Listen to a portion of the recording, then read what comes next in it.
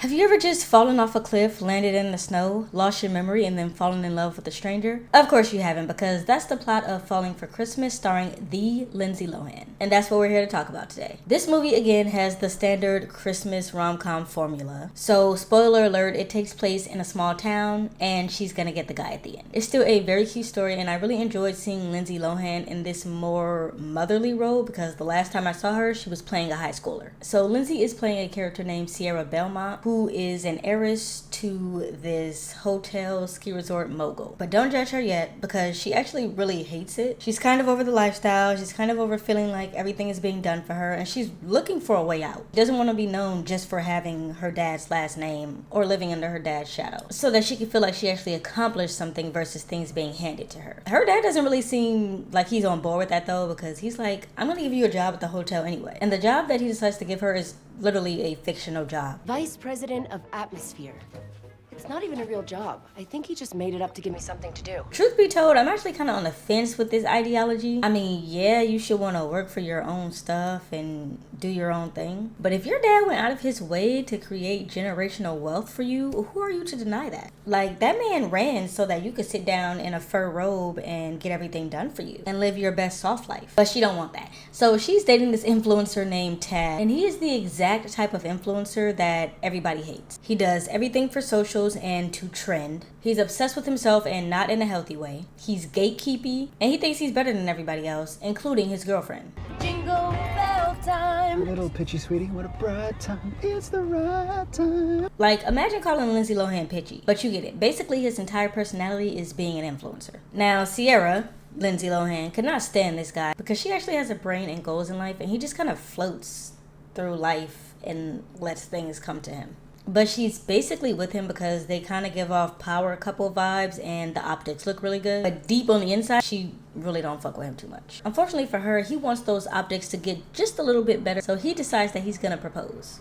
And because he is the Scarecrow's brother, he gets a ring that is way too big. And I'm not talking about it's a little bit off. It's almost as if he bought this ring for somebody else. That's how big it is. But just in the nick of time, a magical Christmas blizzard comes upon them, and she starts rolling back down this hill. Instead of trying to grab her hand like any normal person would have done, he grabs her finger, and this huge ass ring just comes off, and she goes tumbling down this cliff and lands in the snow below her. Now, we'll get back to Tad, her boyfriend, a little later on. Sierra gets found by this man named Jake, who of course takes her to the hospital because she just fell off a cliff. They find out that she has a small concussion, but more importantly that she's lost her memory. I love how cheesy this is. It's so out of pocket that this would ever actually happen. Then again, if somebody actually did lose their memory, they probably wouldn't be able to tell us because they wouldn't remember who they were before, and they would just go through life as a different person. And now I just made myself think way too much. This is not philosophy. So Sierra's like, yeah, I don't really know who I am, but I also don't know who y'all are, so I need y'all just go ahead and let me go. And they're like, we literally can't let you go because we have no idea who you are. We don't know if you're a criminal. We don't know like what this situation is. But for some reason that doesn't make sense outside of a Christmas movie, they're like, why don't you just go with Jake, the stranger who just found you? Now, Jake happens to be the owner of a much smaller ski resort than her father's, but in the same town. And his resort actually isn't doing that well because, well, her dad is taking all his business. People, they like the new resorts, the flashy stuff, all the bells and whistles. But I still think that there's something really special about the simple things. You know, like home-style meals, hot chocolate by the fireplace. But remember, nobody knows who she is either because she didn't have ID on her, of course. So they don't know who she is. She doesn't know who she is. Everybody's just going aimlessly. So he's like, yeah, random person I found. You can come on over to my ski resort and just hang out. We have plenty of empty rooms because no one's coming to stay here. Now, the plan is to get her to start doing regular everyday activities in hopes of, you know, sparking her memory. But because she's grown up so wealthy and has never done anything on her own, all of the things that they have her doing don't make sense because she's never done them before. The only thing they end up sparking is her anxiety because she's like, why don't I know how to make a bed? Which, by the way, I feel like that's a skill that everybody should have. I don't care if you are wealthy or not. You should probably know how to put a sheet on a bed. Jake is a widow and he lives at the lodge with his daughter and his ex-mother-in-law. His daughter really starts to like Sierra and kind of puts her in this motherly role, of course, because she doesn't have her mom. And Sierra's mom also died when she was really young, so they kind of connect on that. But because no one knows her name is Sierra, the little girl just starts calling her Sarah. And that's pretty much her name for like 90% of the movie. But I will say that I like the take that they took on memory loss in this movie. She remembers certain things, like as far as muscle memory. For example, there's a scene where she wakes up at Jake's ski lodge and she starts going through the motions of everything she did when she would wake up at her dad's hotel, but she doesn't really know why she's doing those things. Then there's this other scene where they're having breakfast and someone goes to give her bacon and she's like, oh no,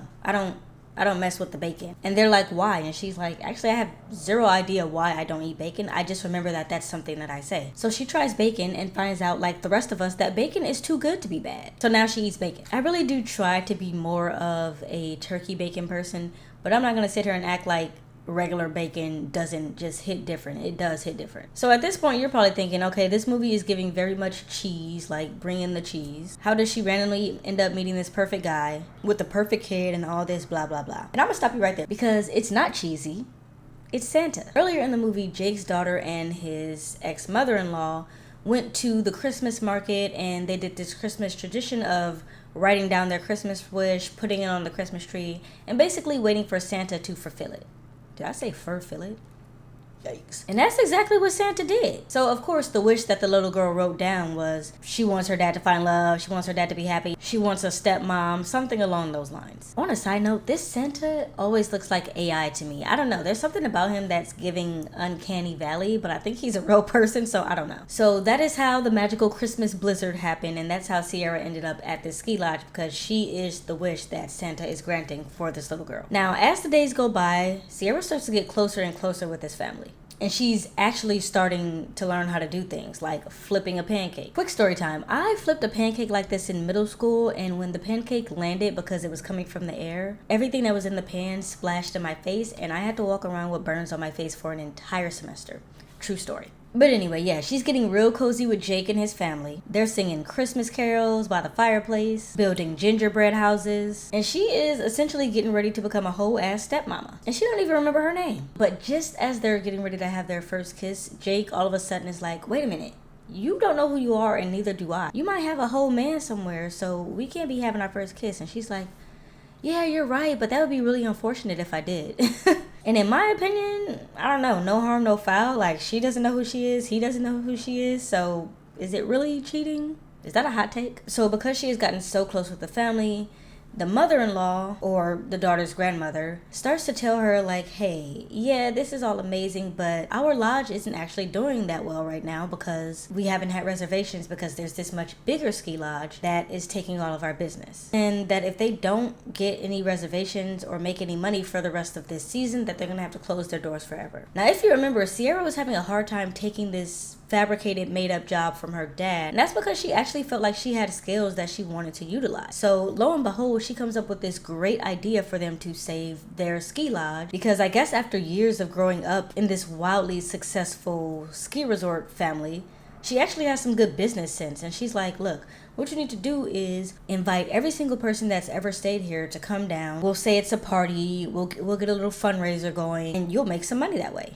And hopefully they'll stay here while they're at it. But Jake is too prideful, and he's like, I'm not gonna do that because I'm not gonna ask people for money to keep my business in business. But she gets him to do it anyway, and they invite every single person that's ever stayed there, and also everyone in the town. And of course they get those donations, and it helps the ski lodge stay open for just a little bit longer. Now, while all of that has been going on, and Sierra/Sarah/Lindsay has been living her best life, Tad, her influencer boyfriend, has been having an adventure of his own. He kind of met this guy who lives off the grid in the wilderness and likes to do off the grid type things like poaching and doing things like that without a compass. So they get lost in the forest, and he's gotten lost so many times that he leaves a note for the cops, and the cops are like, oh, he's lost again, let's go find him. So they go find him, and they bring him back to the police station because he's poaching and that's illegal. And at the same time, back at his hotel, Sierra's dad is like, hey, I just got back from a little small trip-a-roni, where's my daughter? And all his staff is like, come to think of it, we actually haven't seen your daughter in like 4 days, because what had happened was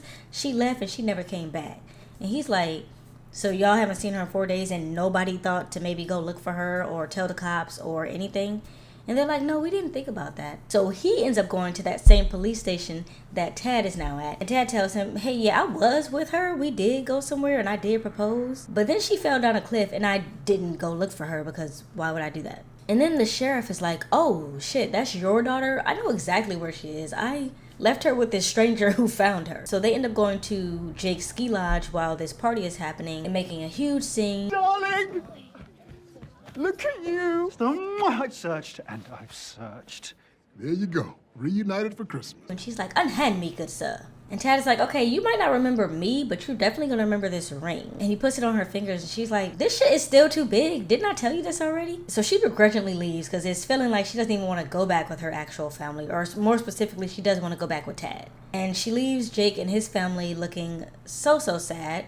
And she's also kind of sad because she's like, I was having fun with these people. But everyone goes back to life as usual. But not before we get a flashback montage of all the memories that Sierra has had with Jake, which is cheesy. I'm going to give you that. Doing a montage like randomly like this just feels so out of place, but they did it. If they like it, I love it. And everyone is so happy to have her back at the hotel because of course she is an heiress who was lost. They go all out. They want to hold a press conference to ask her how it was, what happened, how is she feeling now that she has her memory back and she's back home. And of course to announce this engagement because no one knew about it until now. And she's like, yeah, the experience was actually really great. I stayed with this great family up at the North Star Ski Lodge, which you all should go to.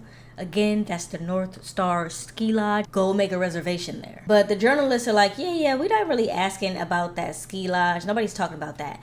Let's talk about this engagement ring. And she's like, yeah, he did ask me to marry him, but she's not actually really saying that she said yes because she never did say yes. She rode down the cliff before she could say anything, really. And you could just tell that it doesn't feel right. And her dad also was like, this doesn't feel right either. In fact, Tad is the only one that feels like this engagement makes sense. Of course, Jake and his family are also watching this press conference happen because it's all over TV that she's been found and she stayed at their ski lodge. And because she mentioned their name to try to get them more business, people start calling, and before they know it, they have more reservations than they can even handle, and they're sold out for the rest of the season. So again, she saved their business. Getting that concussion was probably the best thing that ever happened to her family, and Tad, because she found her voice. She's able to say, hey, Dad, I don't want to work this made-up job that you gave me. I actually want to go do something with my time and with my life. And she also ends up splitting up with Tad because we could tell that they weren't a good mix from the beginning. Tad is sad about it, but Tad's like, oh my God, this is going to be amazing for my Instagram because people are going to feel sad for me or want to make fun of me, and engagement is engagement, so I'll take it. But it also leads Tad to realize that he's gay, or at least bisexual. So he ends up going off on this Christmas trip with a whole guy because that's who he wanted from the start. So my girl Sierra is standing outside waiting for her Christmas miracle, and lo and behold, he walks right through the door and he's like, hey, I just wanted to say thank you for giving us all those reservations. And she's like, oh, would you like me to help you further by staying with you and being with you forever and being a stepmom to your daughter? And he's like, that sounds amazing. Let's kiss under this mistletoe. So they kiss. Actually, she throws the mistletoe and then they kiss. And that completes the Christmas rom-com formula. Lindsay is just so pretty. I really did enjoy seeing her in this role because, like I said, last time I saw her, she was playing a high schooler, and it's just different to see her in this grown-up adult role. That is gonna wrap up the last of my Christmas rom-coms that I'm talking about for Vlogmas. I hope you have enjoyed them. I've enjoyed talking about them and enjoyed making this content overall. And I will see you tomorrow for some Vlogmas bloopers. Merry Vlogmas. That what I said? Oh, I did say that. And I really loved. Oh, Lord. You can't be sticking out the whole video. That'd be absolutely asinine. I need y'all to know it is 5:15 a.m. right now. When my alarm went off at 4:45 so that I could get up and record this video and edit it and get it scheduled early, I was like, why the hell is my alarm going off? I completely forgot I had to do this morning. And because he is the Scarecrow's brother, I just realized y'all can't see me. Let me try to put that up a little bit. Okay. Well, nope, it's just the camera placement. I really do try. At the North Star.